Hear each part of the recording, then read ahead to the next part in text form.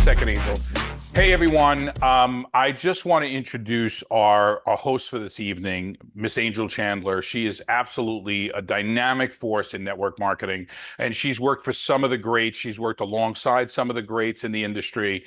And I think we're just honored not only to have her hosting tonight, but to be part of this network. And this network is growing by leaps and bounds. Many of you realize that we're reaching outside of our individual companies, outside of our comfort zones. We're becoming friendly with people who other people would consider competition. And I consider a wealth of knowledge. And so with Angel's extensive experience, she's got a proven track record. She inspires and motivates so many people, not only in her team, but in the industry as a whole. And she really does help people reach their full potential and achieve their dreams. She's been a godsend to me in helping grow this organization. So Angel, thank you so much for doing this.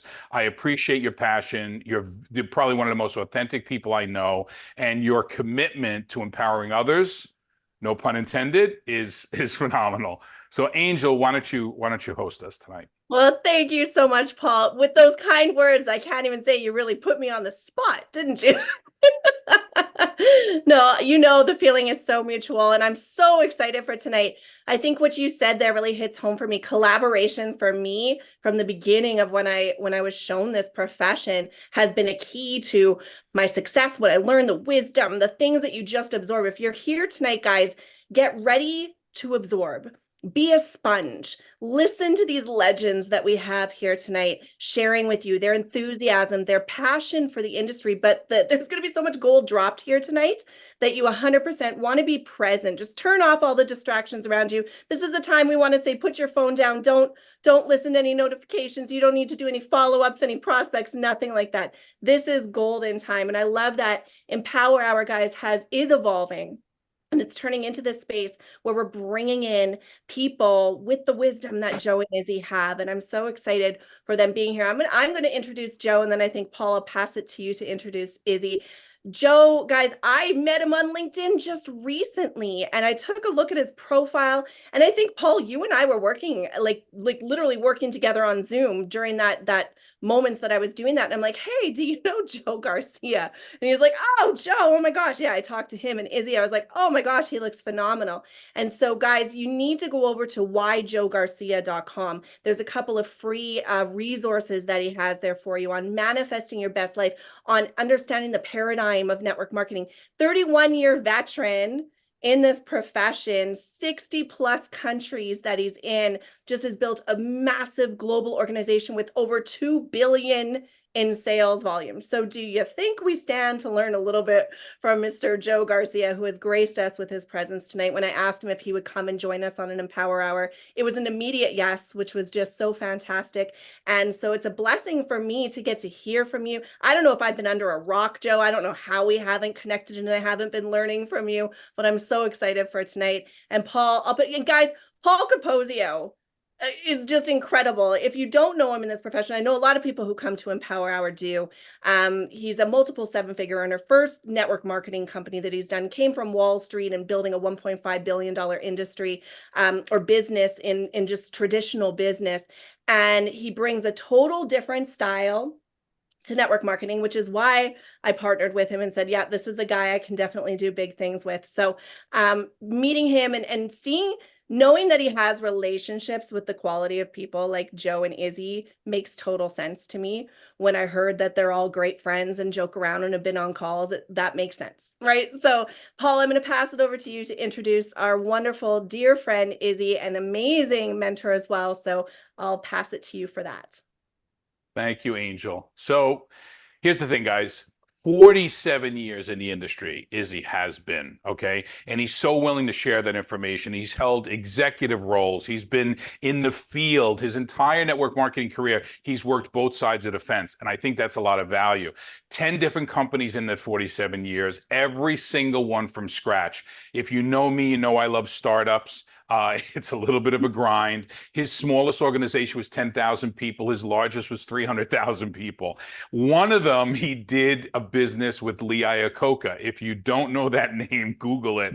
So, and in that business, his first 33 days of pre-launch, he grew to a network of over 27,000 people. So look, Izzy has what I would consider some of the best pedigree in the industry, and it's not because everything worked perfectly. He started MLM companies with Michael Dell and Roy Spears, the home shopping network guy. So he's been around the block, but some of that has been a little bit, and I'll let him tell the story about his current company, STEM Tech, where look, he basically has been in and out of the company, I don't know, twice already, 19 years there.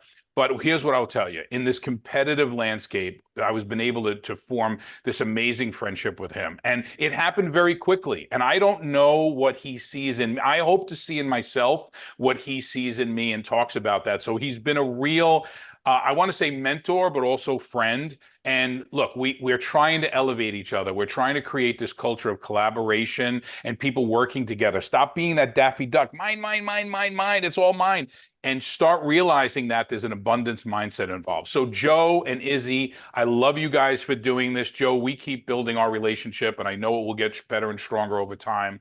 Izzy, you know we talk on a very regular basis, mostly goofing around, but we're going to hand it over to you guys. I'm going to spotlight both of you, and we want to hear some things like what inspired you to get involved with the industry, or maybe you stumbled across it. You know, what kept you in the game for so long? So let's start there. Let's start with those two, and we'll let you guys bounce back and forth.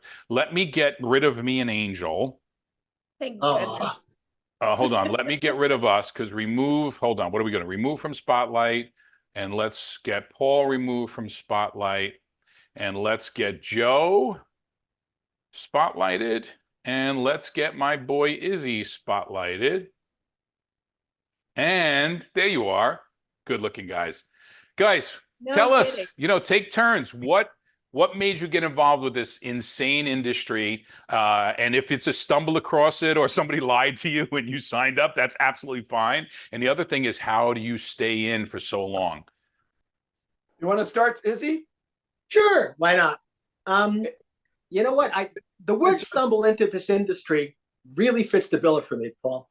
It all started when I was about 19 years old. I was selling life insurance door to door. I did not want to follow the career path that mom and dad did. We were poor, we didn't have a lot of money. So I figured somebody told me that if you want to make money, you have to get into sales. So I started selling life insurance door to door to business people. And I wasn't getting anywhere. Long story short, I figured that if I was going to get the attention of a store owner, I had to go in when there was nobody there. So I drove out during literally a hurricane. And I stumbled into this little tailor shop. And there was this Portuguese tailor looking at me, drenched wet. And he saw something in me. And he said, I've got something for you. Forget what you've got for me. And he threw me in the closet. And he played a cassette called Dare to Be Great. And I'd never heard anything like that, about positive mental attitude, about being more than what you are, expanding and living life fully. And that voice galvanized me so much so that 2 days later, I quit my job and I went hunting down the people that were on that tape. And I begged them to let me work for them for free if they would just teach me those principles. And they brought me into Shackley. That was my first experience. And I worked my tail off, got to the point where I was earning about $3,000 a month, which 47 years ago was about $15,000 now.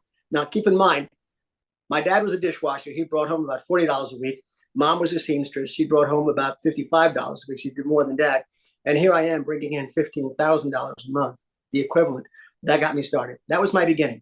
And I've been chasing my tail in the industry ever since. What keeps me in? Somebody asked me that this morning, Paul. When you get to a certain point, and I know Joe is going to be on point with this, your perspective and your objective changes. In the very beginning, you're in it for the edification, the rank advancement, the check, the trips and all of that.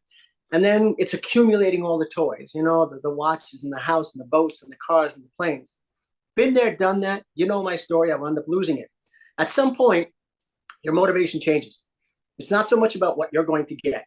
It's about realizing that you've been blessed with something unique and you are literally obligated to share that. Just like I do with you, Paul. We talk about the industry. We share ideas. Joe and I, we talk about those types of things. It's about now taking the people that are following you to the same place that you've been blessed to be. That is currently what keeps me going after all these years. I've had my run, and I want these guys that are working with me to enjoy every second of what's coming for them. So that's a kind of a crow's nest view of what my story is. Joe? Wow, it's hard to cut. It's hard to be right behind you. Listen, if I had your career, I'd burn mine. Come on. Well, yeah, guys, I after graduating from university, I'm going to make this really short, but I probably shared this story about 1,000 times already. I got a job in a fitness club as a night manager, and it was an incredible job. I moved myself up to management, where I was really managing the entire club, and I was newly married, just became a father in my early 20s. And the owners came to me one Christmas and told me, Joe, you've done such an incredible job. We are now so profitable, millions of dollars in profit, that we've decided to sell the club. And the next day, the club was sold. So out of ignorance, I guess, because of my age, I thought I was going to get all this profit sharing. I was being recognized. And that was the last I heard from these gentlemen. And it was a defining moment in my life because I made a promise that I would never work for someone else again. It was a pretty stupid promise if you look back.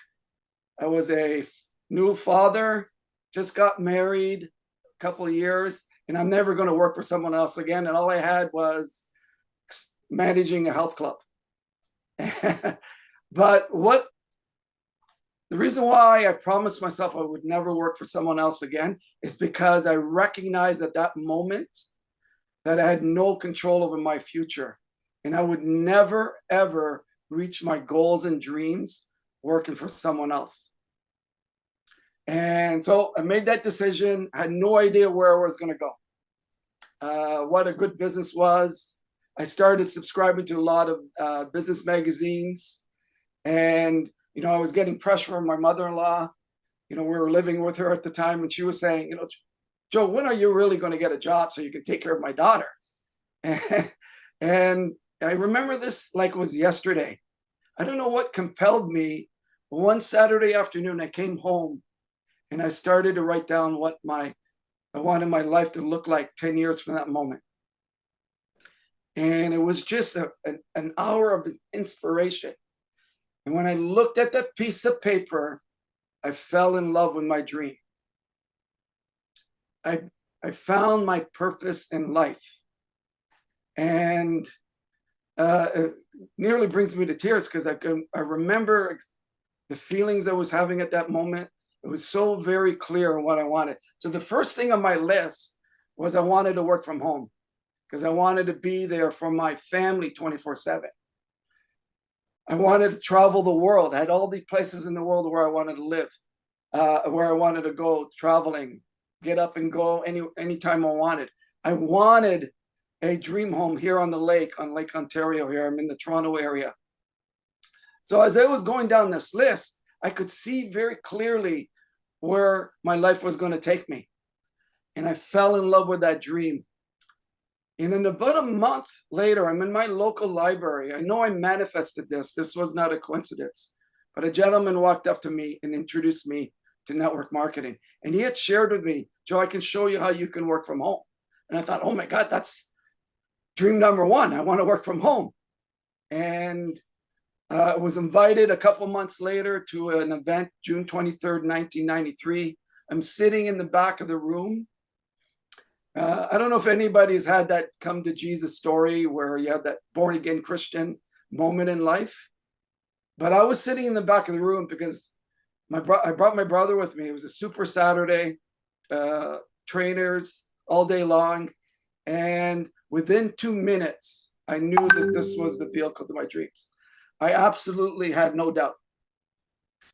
And I got started that day, June 23rd, 1993. And 31 years later, I've never worked for someone else again.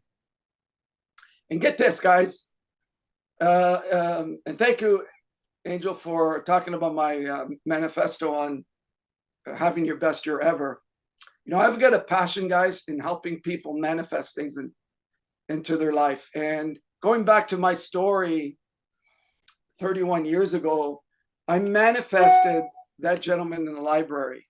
I knew exactly what I wanted, you know, because when you fall in love with your dream, the universe has your back 100% of the time.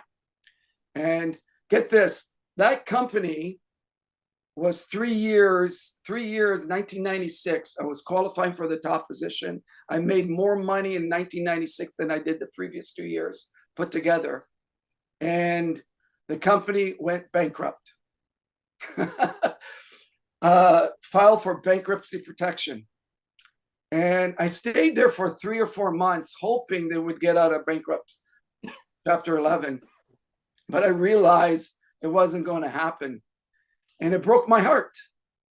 But I had faith that this had to happen so it could lead me to my dreams. And that's what happened. That company went bankrupt, and I got involved in another company, and that his, 20 plus years later, it's been a dream come true.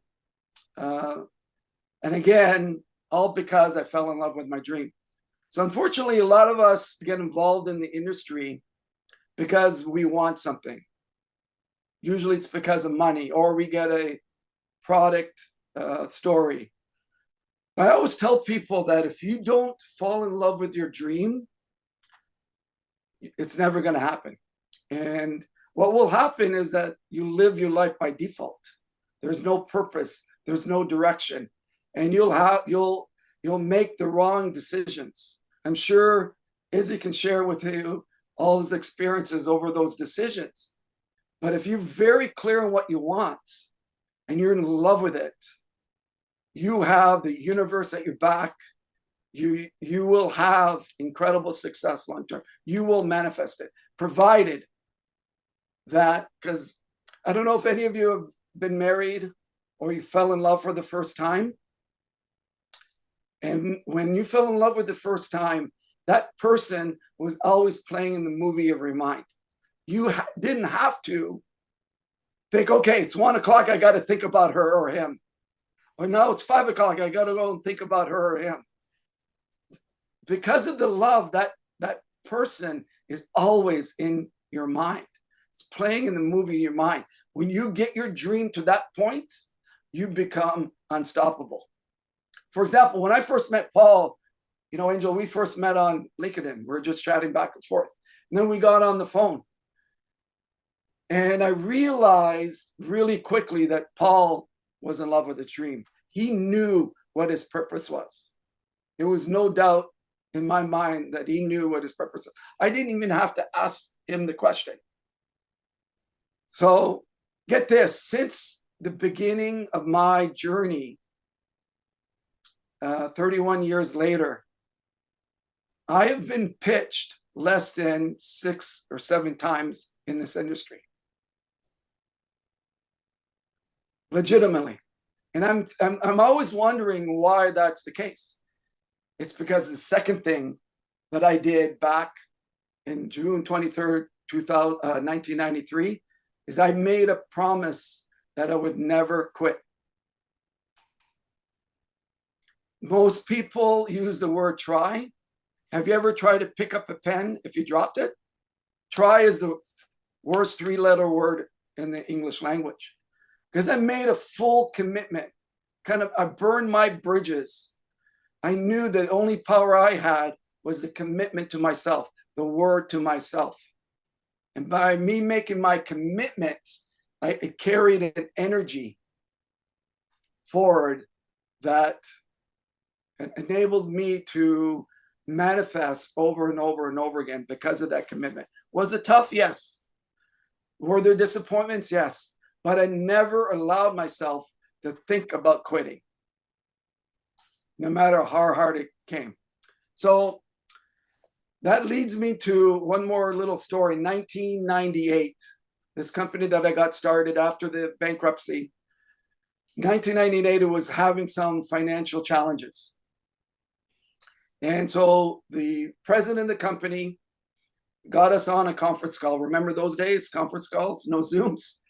And all the leaders of the company, you had to be six-figure income earner at the time to get on that call. And the president of the company was talking for about 5 or 10 minutes, and then it just got out of hand. Just one negative after another negative. All these leaders are talking about the challenges that the company was having. It just became a toxic fest of complaining. And I literally, in 25 minutes, asked myself, am I in the right company? Because they could not see what I could see. They were focused only on the challenges. And a lot of them didn't have their dream or purpose very clear, which allowed the toxic thing to come in. So I had to get on the call, had to speak up and share my thoughts. You know, it went on deaf ears, but I was clear on my motivation and my agenda at that moment. You know that a year later, my dream of growing global, that company decided that they were going to start a brand new company and take my vision on. You know that every single person on that conference call that were making six figures outside of myself and another person are no longer in the industry. So their commitment only went as far as how great things were happening. So my challenge to all of you, if you're really serious about your future, I'm not talking about your business right now. If you're serious about your future, you got to get to a point in life where you make a commitment that you would never quit or think about quitting. No matter what your company does, no matter what happens down the road, you got to plant your feet with that commitment. And that will separate you from 99% of the people out there. Guaranteed. That's what makes champions in life. So the third thing is loyalty. And this is something I may have talked to Izzy about and Paul. So I was very clear on my values, what was important in my life. So my family, my spiritual life, my commitment, I put that as one of my values, always starting what I finished. And my fourth thing was loyalty. So I'm very, very loyal. You know, in the last 31 years, I've only been in 2 companies, basically. The first one went bankrupt. And it's because of my loyalty, my commitment. And when you know what your values are in life and you lead with loyalty, yes, I've been betrayed. Yes, people have done terrible things to me, but I've never wavered on my loyalty to other people. They can do whatever they want to me, but I will always remain loyal. And so that has been, so my recommendation for all of you is really define what your values are and live by them. So my values is my spiritual life, God, family, commitment, loyalty. And when you do that, you're going to be able to, with your dream, allow you to make it to the top in the business. Wow. I think that's just so awesome. Go ahead, Paul, if you want. No. Just absolutely amazing. I think you heard a lot of words, manifest and desire and commitment and loyalty and you know, and you hear with Izzy talking about the ups and downs, and the story is the same, right? The only difference is you stuck with it, right? And so many other people are going to say, well, this happened, so I'm out of here. And I'm in my 3rd company already, and I'm in network marketing for 2.5 months. And you hear those stories over and over again, you know? And I like that. And I think, Joe, one of the reasons why you don't get pitched all the time is because it's written on your face of who you are and you're not going anywhere. You're basically unrecruitable, you know, and that's something that I try to do too. I try to, you know, because it's not for them that they don't bother you. It's for you that you don't have you know, any doubt in your own mind, because sometimes we all need our own motivation. I'm sorry, Angel, go right ahead, because I wanted you to get to the next question. I absolutely picked up on that exact same thing, Paul, because in my mind, Right? it's just feeding my fire of how I feel. And you and I were having a conversation not too long ago where I'm like, it's insane. Like, I just don't get pitched. Like all these other people are getting pitched. And it's like, it's a good thing though, right? Because I feel like it's because I've made a stand of who I am and where I am. So that just, guys, if we're only a half an hour in, we could end this right now and there's enough value just with 40 years and 30 years of experience and what they just shared with you. And you guys are not only just the 1% of the 1%, you're the 1% of the 1% of the 1% because your souls are so good. You can see it in your eyes, you can feel it in your energy, you can feel in who you are. The fact that you're here tonight, but a lot of times you can think of some of the people that we know in this profession who have created the kind of success, maybe not even close to the kind of success you guys have, and they would come here with a total different attitude, right? And you guys just aren't that. And so it's just I so think the word attitude describes it. They'd come in with such an attitude, you know. But the bigger for the sure. attitude, usually the smaller the commitment and the One of smaller the the things payment. that we all have to understand, because we make more money than most people, doesn't mean that you're better than them. Yeah. It's so important to understand that to build a long-term organization, you know, we say this all the time, and most people don't understand this truly, is you got to remain humble. And you have to understand that if you have the aura that you're better than others, you know, that you are unreachable, which a lot of people, a lot of leaders in this organization get into that Hollywood stage, is the universe will teach you a lesson. Oh boy, Yeah. well, you know what, It Joe, takes a you are so long right time. on. Yeah, Izzy, it takes a long time to build something solid. Okay, but it takes a shorter time to destroy it. A lot shorter. You can do it in less than a month. And the largest organizations in the world, you know, 1 million, 2 million people, I've seen crash in literally a month. And people really don't understand that. So, and also guys, I want to say too, what Joe said at the beginning there about writing down his dream. Really take that as homework tonight. What if you haven't done that yet? Have you actually spent just an hour? 1 hour changed his entire life because he put down on paper exactly what he wanted his life to look like.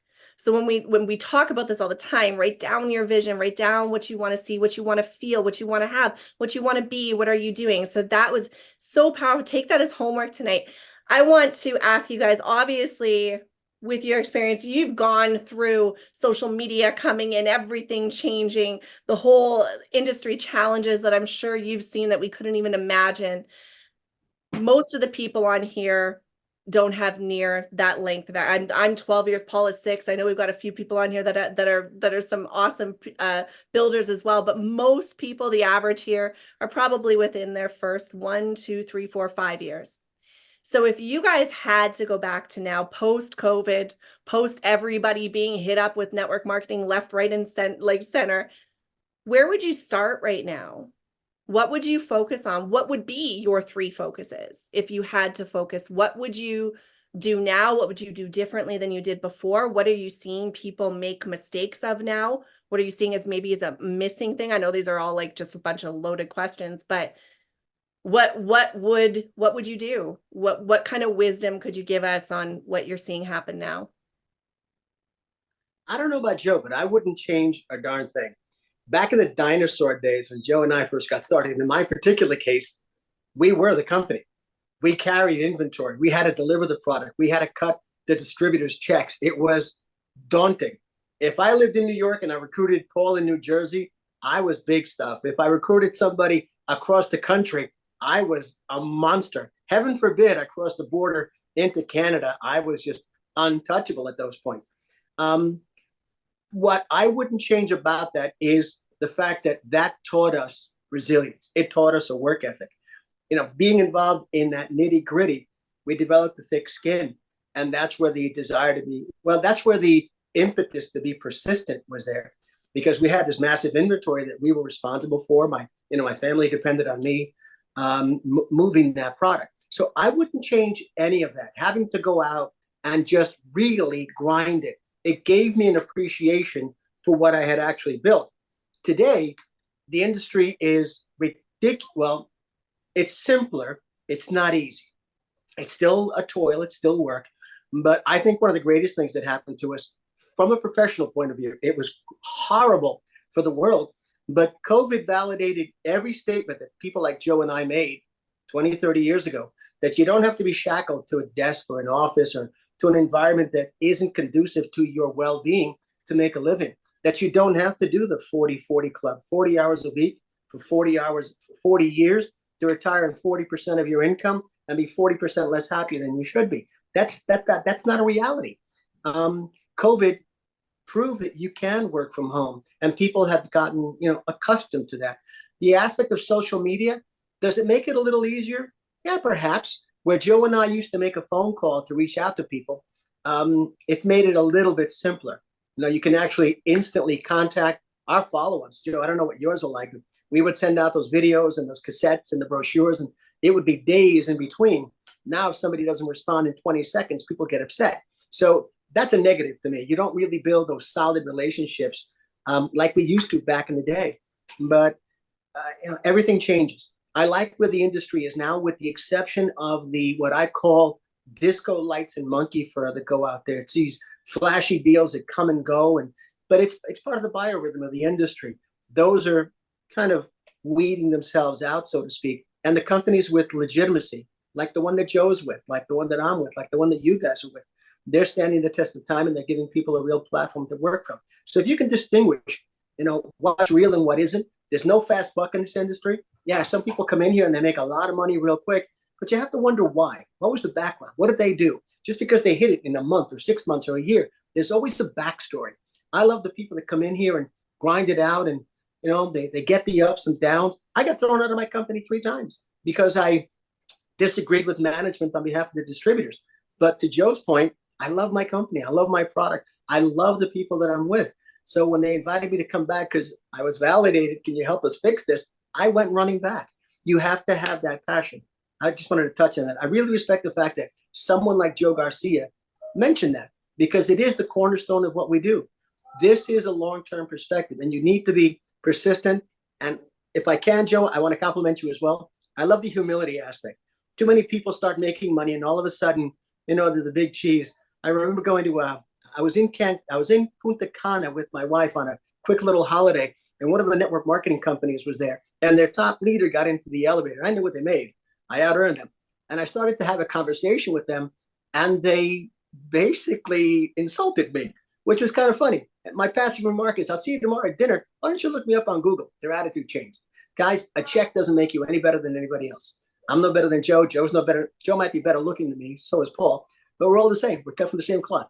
You have to keep your ego in check. It's not what you get. It's what you give. That's the primordial thing here. And that's what's really changed in the industry, is the fact that we've forgotten about the giving, and a lot of people are focusing on the getting. That's not nearly as much fun. Right, Joe? 100%. So I forgot what the question was, Angel. I'm just kidding. Go ahead.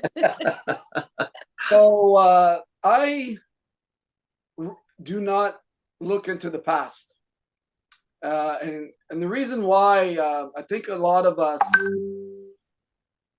hold on to our past regrets, our past life, our successes. All the time in this industry, if you've been in long enough, you'll come across people that want to deal or whatever. Say, Joe, 10 years ago I was Mr. X. I had 500,000 on my team, and then they're holding on to that story, which holds them back from a new story.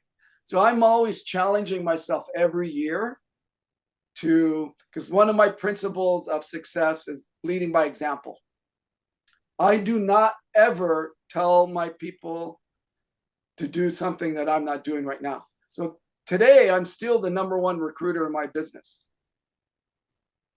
which is hard to do when you have over 1 million people in your team. Today, I'm always qualifying for trip incentives. So I'm shown, because what happens is if you have some really good charisma, leadership skills, you work on yourself, you can keep respect for 3, 4, 5, 6, 7 years, but the longer you go, the harder it becomes. And the way that you gain respect and stay consistent is by what we do with our feet, not our mouth. So would I go back and do anything different? I'm exactly like Izzy. I wouldn't be who I am today if I didn't have the journey that I had. You know, on the scale of 1 to 10, for those of you who don't know me, is I was probably a -10 when I got started in the industry. Guaranteed. I had some management skills, but I was shy. You know, getting up in front of a room, I was horrified, like horrified. That was something I was never going to do in my life. So I had a lot of belief challenges about myself. But what I knew was I needed to change my identity to become the person that I needed to become. So changing my identity, and I did it in a few ways that allowed me to go from a -10 to a 1, and then a 2, and a 3, and a 4. I remember in a cruise in 1996, and I was talking to one of our leaders, and he was sidelined to me. And this gentleman walked up to me. He said, "Joe, I'd like to congratulate you. I have never seen anyone grow as much as you have in the industry." And I thought to myself, "Oh my God, am I that terrible?" Because at that moment, I thought, whoa, I must have been really horrible, because right now I'm nowhere near where I wanted to be. And he was just giving me a compliment. A month later, I did an event, I can remember, just across the border in Buffalo. It was the first time that I watched myself on video. So they filmed that event. I took it back home. I put it in the VCR, and I was horrified. Within 2-3 minutes, I wanted to burn that tape. Since then, I've not seen that tape, guys, because it did such a horrible job for my self-esteem. But I pushed through. I pushed through because of my commitment, because of my dream. You know, that was all just obstacles for me. So the journey, Angel, allowed me to be who I am today. That's incredible. And to hear you guys share it that way, that, you know, you didn't come in a rock star, right? You didn't come in knowing everything. You didn't have everything all figured out. People weren't looking up to you and like, oh, this guy's going to come in and just kill it. You just stayed with your dream. You stayed with the persistence. You made a decision you were going to do it. You made a decision to stick it out when times were hard. You came back after being kicked out of a company, right? Like you guys still pursued and you persevered. And I think that's something right now, like right now in this current moment in network marketing, that's wavering with people, right? It's that let's jump, let's grab a check, let's go with this person to this thing and that thing, and what's new and what's hot. No, what do you want? And Joe, you made a few points, and it's something we talk about when you were talking about the company that you were with and you disagreed with them and you didn't like the negative feeling. We talk about that so many times, but there's so many things that have to be a part of a company in order for it to work, right? It's more than just the products and the compensation plan. It's the whole feel, and you've got to decide for yourself what that is. All of us have a good basis of knowing what we need, but that's huge. And to be able to feel that and know that, hey, this may or may not be the right place for me until they made that change for you, right? I think what happens, Angel, in our business and in business in general as entrepreneurs is people do not build up their emotional IQ. And if you don't work on that part of yourself, you're going to be out of the business, or any business. Number two is, in network marketing, we get addicted to momentum. And entrepreneurs get addicted to momentum. So life is not about momentum. You know, there has never been a person on this planet who runs a business that's been in momentum all their life. It doesn't happen. So I know it's easy to build in momentum when people are ranking all the time. It seems like everything is easier and meetings are full and you got lots of great events going on and everything else. But what happens, and I'll guarantee you, every company goes through this many, many times. The ones that last past 10 years, there's going to be times where there's no momentum. You know, and there's no momentum, and it's hard to get up and in that morning. It's hard to make a phone call. It's even harder to go to sleep because all you're thinking about is, what am I doing here? And this is the addiction to momentum kills dreams long term. This is why you see leaders jump from company to company to company, because they know that, well, they'll go into a new company and they'll use all those buzzwords, you know, get on the ground floor and everything else. And what happens 2 years in, there's going to be a time where all that slows down and their check drops, their income drops. And this is a time where people get vulnerable and say, well, let me do it. It worked for me before. Let me try this again in another company. And then they shoot up to the top in the first 6 months. And then what happens is that cycle is repeated over and over again. And they wonder why they've been in 10 companies in the last 2 decades. You know, I had a really nasty story happen to me in 2005, where we had a bunch of momentum growing. The owner of the president of the company, because it was a publicly traded company, had been paying himself in the compensation plan, which is illegal. You know, most privately held companies, owners and presidents pay themselves in the compensation plan. You know, it's typical in the industry. But for a publicly traded company, that is nothing. You go to jail for that. So anyways, there a lot of smoke and mirrors at that time, negativity, toxicity. And I had a local leader here, who very talented person, and another leader in the US. That person starts to use that story to start a new company. And he was able to influence a lot of people. So I get a call Friday night, and I'm told that they're having some secret meetings and not to tell Joe about it. And they're lying to these people about going to these meetings. So now I know what's going on, you know, and it really hurt me at the core, because it's the essence of betrayal. Betrayal is the hardest emotion that we can go through. Any of you have had some betrayal in your life? It is, geez, it's horrible. It's not many people do it very well. So I'm thinking as a leader, you know, I don't want to react. You know, these things are happening. You know, what's the solution here? You know, so I took the high road. Okay. But for 2 or 3 days, my mind was just turning. I was so hurt and betrayed by the help of these people. Have made a lot of money, helped them build their careers, lent them a lot of money. You know, that's another story. And they do this to me. I couldn't understand why people that would do that to me. So my thoughts are at night. I'm thinking about this 24/7. And that person, her name was Mickey, you know, and I turned on the radio the next morning, and guess what song goes on? Oh, Mickey, you're so fine. You're so fine. You blow my mind. And Mickey, and I just start laughing. It's the universe to tell me, Joel, it's okay. Let it go. So that person reached out to me recently, within the last year. So, you know what? Almost 20 years. And she said, Joe, you were the best sponsor ever. And she's been in 10 different companies since that 2005. If only she stayed. And her organization, you know, I wanted to say, I told you so. I didn't do that. I wanted to tell her how big her organization is today, but I didn't tell her that, because it was not my place. I just took the high road. So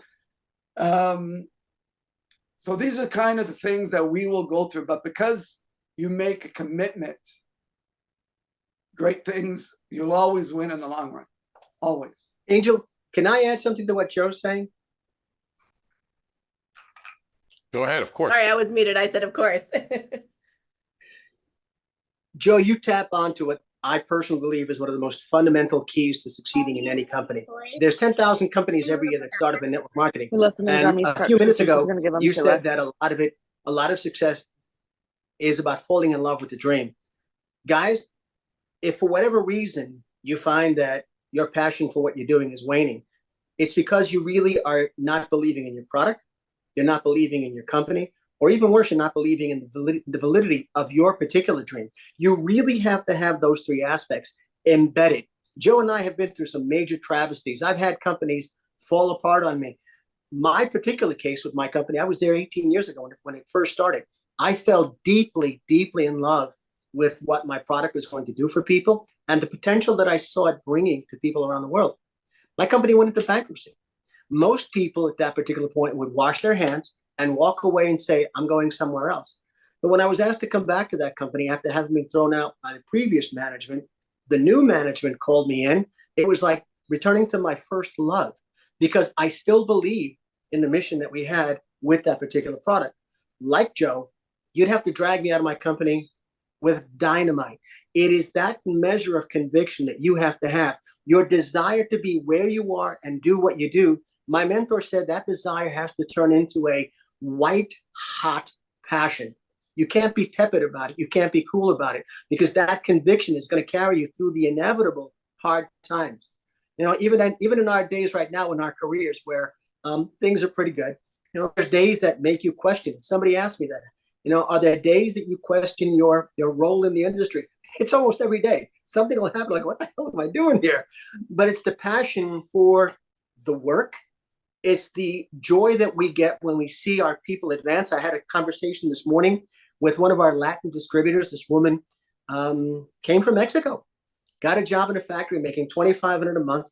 Her mentor, her enroller took her so far, but I gave her some counseling. This month, she hit our third highest position. And this woman, an immigrant worker from Mexico, who all she wanted was a great life, you know, is now earning 6 figures a year. She'd never do that in the country. It's the passion for that person's check, that person's story that drives you to success in your own. The more that it's about the other people with sincerity, really wanting it for them, that's the reflection that your business will bring back on you. So that's just my 2 cents. That's my story. I'm sticking to it. That was goosebumps. I got goosebumps listening to that. That was fantastic. I'll pass You know it what? Yeah, for let me give you one statement, guys. Angel, I apologize. Guys, keep this in mind. You don't want to be the success story. You want to be somebody's testimony. Bravo, Izzy. So here's what I'm going to do. We're going to give you 5 minutes each because we're pretty much at the end of our time, right? So I'm going to tell you what I'm going to ask, but then I want to comment on the little things that are asked there. So I want to give you a chance to come up with it because a memorable success story or one defining moment that had the most lasting impact on you in your business. It could be a person, it could be a product, it could be anything. It could be the first time you hit the top rank. But just let's leave everybody with the defining moment. And the reason I want to do that and give you the question first is that you talk a lot about the challenges of this thing and why you stayed in. And I think that's the message everyone listening to this, whether you're here live tonight or you're listening to this on a recording, that the biggest challenge seems to me that the common denominator is I stuck in there. Momentum doesn't last forever. People are going to quit. People are going to do you wrong. Companies are going to fire you and they're going to hire you back. And those issues are really where the success is born. It's not in the momentum, right? Because I've seen people in my company that did tremendous in momentum, and then for the last 6 years, they can't find any. And the challenge is, it's that you really want, I say, you party off of the momentum money, right? But you live and you set your means to your, like, you know, money that you're making right now and not making right now, right? So yeah, buy yourself a little something special when you're in momentum, but don't live as if you're going to be in momentum all the time. So guys, we're going to go to you. I guess we'll go to Izzy first. We'll end with Joe, or you guys can fight it out. But what's that memorable success story or that defining moment for you guys? And it could be that person that you created that success for. Well, first of all, We all exist in an industry where there are more broke millionaires than any other business. The guys with the wannabe Rolexes and taking pictures in front of cars that they don't own. My breakthrough story personally in our company existed in our third year. At convention, I was doing a compensation plan training, and these three people walked up to me, and one of them I think is on the call, and they wanted help. The one gentleman was in a wheelchair, blinded by a diabetic issue. He was extremely depressed because he was in huge debt. And he said, all I want to do before I pass away, and I hope I don't wake up tomorrow, is live the rest of my life in a better way. So I worked with him. His name was Bill Lohmeyer. I love this man. He's since passed away. Bill and I worked together for a year. At our second convention, Bill got up on stage with the aid of crutches, went from wheelchair to crutches, got up on stage, and he was seeing visually 3 feet in front of him where he couldn't even see his hand in front of his face. So validation for the product existed. But then, but then he turned to the crowd and he said that the defining moment for him was when I took him under my wing, and he went from earning $18,000 a year to $37,000 a month. And the last 10 years of that man's life with our company were absolutely golden. I cannot cash a check big enough to cover the high. Even today, that story still gets to me. But that was the crowning success in my. I had the cars, I had the jets, I had the boats. Paul, you know the story. But I wouldn't trade any moment with Bill Lohmeyer and that story that he shared on stage for any of those worthless trappings, because that's what it was all about. Wow, Izzy, that's powerful. That's really, really, really powerful. And I appreciate your emotion. I think we should end there, Paul. I got to be honest with you, Joe. It was a tough one. I was going to say, Joe, why don't you tell us about what your new product launched last week? And that's a tough one to beat. But Joe, no, I disagree. I think that it's a matter of those are very, very rare moments, and I hope to experience that kind of a moment in my career.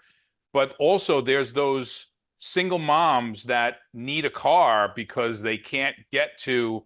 Everybody feels you need your back against the wall and need to be completely down and out, right? But there are some other stories that are just like, oh my God, I need a car that runs so I can get to work, so I can make money for my kids. And that's if you can give me an extra $300 a week doing this crazy network marketing thing. So go ahead, take us out, Joe, and give us some final words. Well, I've got, I can imagine. I've got thousands of stories along with Izzy here, but there was one just a couple of years ago that really, because sometimes what happens is the bigger the business you build, there's, you have all these direct stories and many more indirect stories. And you're wondering, if you didn't start this, these people would never be in this situation. That's kind of your thought process at times.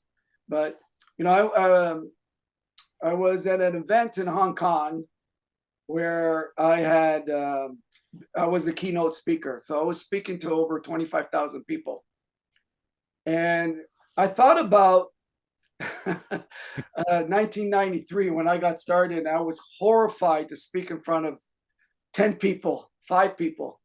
And as I was walking out stage, that little Joe, was anchoring me. I just started sweating. I just started, anxiety came over me, and I was back in 1993, just a split second. But I realized what was happening. I was able to get it under control. It was an incredible event. So when I was finished, we were doing some recognition, and one of our top leaders, her name is Mali. She's earned well over $25 million with us. And she has a story of going from China, and her dream was to move to Canada, the US. She ended up moving her family to Canada. Incredible story. So I'm sitting in the front of the room, and they're showing this video. I had no idea this was going to be shown. And it was her story of her giving the Prime Minister of Canada. Okay, I've never met the Prime Minister of Canada, but giving the Prime Minister of Canada a $500,000 check for the Sick Kids Hospital in Vancouver, Canada. It was her donation, and it was her way of showing what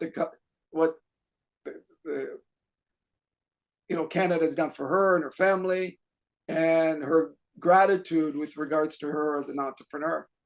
And when I saw that, I just started to cry, because at that moment I realized that, if I didn't start this in 2001, and if we didn't go and build into China, she would never have heard of our business model and never been able to achieve what she's been able to achieve. I'm sure when she would have manifested something great, but not this great, based on everything aligned for her here. So that was and why I'm sharing the story, because Izzy has a direct story, someone he influenced directly. I had some influence on her, but the influence that she's had on 300,000-400,000 people and all the way down the line is gigantic. And it's amazing. That's the power behind our business model. Okay. Many leaders will tell you that if it wasn't for me, the company wouldn't be where it is today. If it wasn't for me, in my team, there's over $200 million earners. Okay. But I'm humble enough to understand that it wasn't me that did it. I just set up the system, set up the vehicle, did the business every day consistently. So every day I consumed the product. Every day I shared the product. Every day I shared the business. Every day I personally developed. So I spend an hour a day every morning working out, listening to prosperity, abundance, and hope. That's all I listen to. And every day I taught people how to do those 4 things. That's how simple our business is. And if we do that every day, if we can help one person on this call today just to do that every day for the next 365 days, you'll have 365 people that you'll just show the business to. Statistics will tell you 10% of them at least will sign up. 36. Stats will tell you if you're getting better and better, you'll have at least 2, 3, 4 people that will duplicate what you just did. Think about that. If you duplicate that in the second year, and then the third year, just one a day, just those simple disciplines repeated over time, you will eventually, the numbers will work for you, provided you're working on yourself every day. So Molly was the person that did that every single day. And she was able to, do that because she did that every single day. It's out, it's really that the secret to my success. I just stayed consistent. So my wife and I are getting our 35th anniversary this year. I can't believe that, I remember when I was younger and I'd go to these 25-year anniversary parties, and I thought, those people are really old. And 35 years, that I've told her that I've loved her every single day. Sometimes I didn't feel like it. I got to tell you, I didn't feel like it, but I still did. That's the number one reason why I believe that we're still marrying. Our marriage has flourished all these years later, because of that one simple discipline. So guys, thanks very much for having me on. A big hug to all of you. A big hug to you, Izzy. You're awesome. Angel, thank you very much. And Paul, you too, and everyone else. Hope to meet you in the future. Oh, this was fantastic. We can't say with enough gratitude. Thank you both for coming. I don't think I've enjoyed guests on a Zoom this much in my life, to be honest. The energy is fantastic. You're both heroes in this profession, genius at what you do. I love what you just said about it's simple and it's discipline and it's consistency. And that's what we hear over and over again, but yet our minds want to confuse it and make it harder. I took 2 pages of notes here, but My two massive takeaways are so simple. We'll say that from Izzy, it's simple but not easy. That's something I'm going to start adopting into how I'm talking about this profession. And from Joe, do not look into the past. And I think that we tend to do that even if it's last week, right? We'll look back at last week and who didn't you recruit and what didn't you do and what consistencies didn't you have? And you'll identify with that person in the following week, or whether or not that's somebody you identify with in the past that's holding you back from the greatness that you can become. And when you said don't hold yourself back from your new journey, loved that. Angel, So many just to takeaways. interrupt.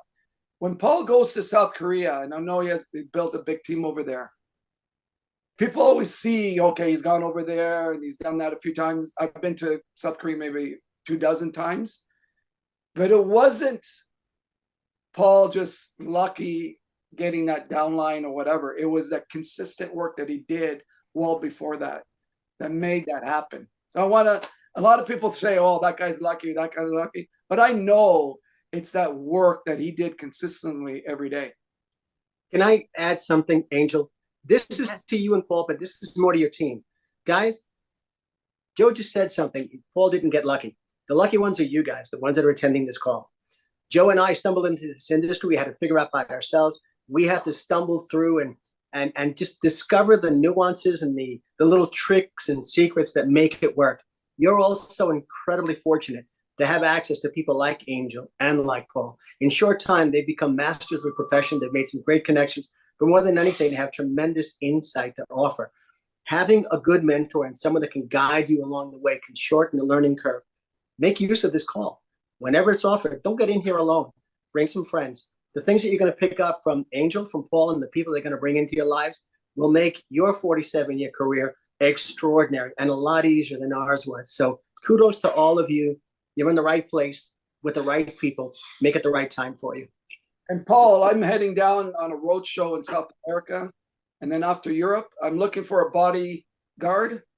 You know, $1 if you can come with me, it'd be a lot safer. I'll do it for a third of your downline. I'll do it for We'll negotiate. We'll negotiate. I love you, Joe. Thank you so much. I love you, Thank Izzy. you Angel, so much. fantastic job. And just guys, just tune into this. We're just going to keep bringing the value.